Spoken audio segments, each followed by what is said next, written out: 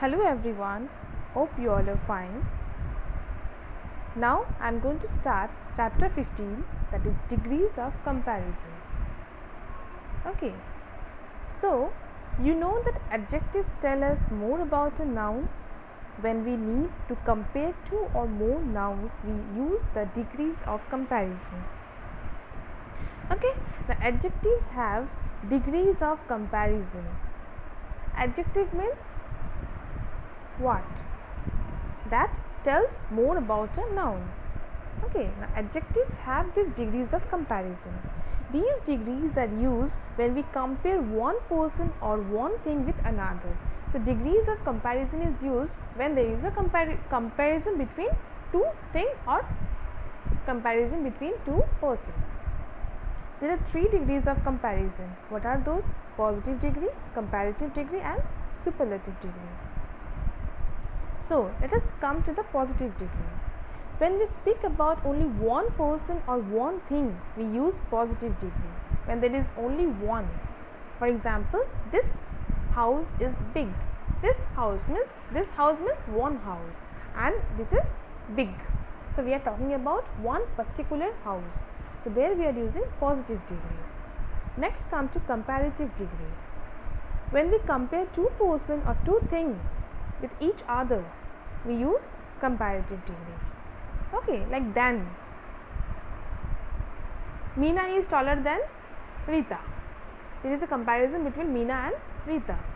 So this comparison we are using comparative. For example, this house is bigger than that house. So there is comparison between two houses. So we are using bigger, comparative degree. Or we can use as positive degree, like that house is not as big as this house. So in order to go with that sentence, now you go only with the comparative degree. Positive means one, comparative means comparison between two. Okay, now come to superlative. When we compare more than two person or thing with one another, we use the superlative degree. Okay, when we talk about or compare between the more things or more person, okay, then we use superlative. So positive 1, comparative talking about 2, and superlative means more than 2. Is it clear? Now there are some rules, like the comparative and the superlative degree of comparison are formed by adding er or est respectively to the word. For example, high, higher, highest. Positive is high, comparative always ends with er, and superlative est. Okay. Now in some case we double the last consonant and then add the er and the est.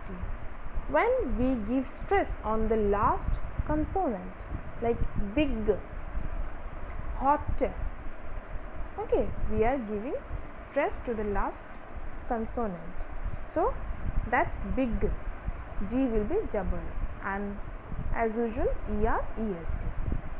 And next, in words ending with y, we remove the y and then add I. Instead of y, we are adding I, and then again er and est. So IER and IEST. Wealthy, wealthier, wealthiest.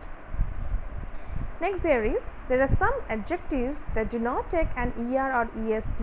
Some adjectives are there, like beautiful. We cannot say beautifuler, beautifulest. Intelligenter, we cannot say that.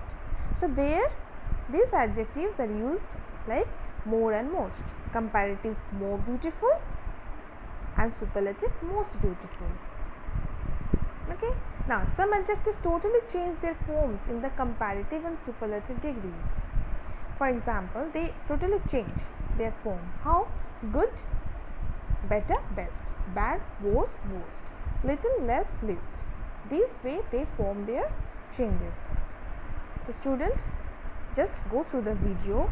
In that video only you may find the exercise, or I will give you the exercise separately in your attached file. Okay, if there is any doubt, you may text me in the end tab. Thank you and have a nice day.